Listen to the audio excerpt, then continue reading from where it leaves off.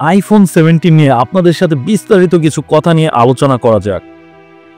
IPhone 17 এই মডেলের ডিসপ্লের জন্য সিরামিক শিল্ড টু গ্লাস ব্যবহার করা হয়েছে, যা এর আগে সংস্করণের তুলনায় অনেক বেশি মজবুত।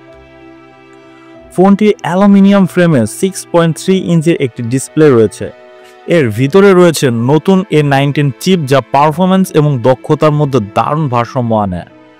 এখানে 8GB র্যাম এবং 256GB থেকে শুরু হওয়া স্টোরেজ অপশন সহ বাজারে আসতে পারে।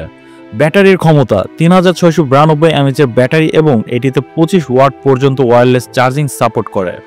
এছাড়াও আইফোন 17 এর এই ফোনটি মাত্র 5.5 মিলিমিটার পাতলা এবং এর ফ্রেম টাইটেনিয়ামের তৈরি। এতেও রয়েছে মজবুত সিরামিক শিল্ড টু গ্লাস ব্যবহার করা হয়েছে। আইফোন 17 এয়ারে আরও শক্তিশালী A19 প্রো চিপ ব্যবহার করা হয়েছে এবং এর ব্যাটারি ক্ষমতা 3149 mAh এর ব্যাটারি।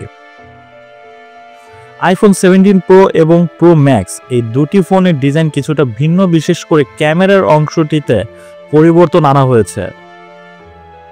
উভয় ফোনে অ্যালুমিনিয়াম ফ্রেম ব্যবহার করা হয়েছে, যা বক্তার মতে কিছুটা চিন্তার বিষয় হতে পারে।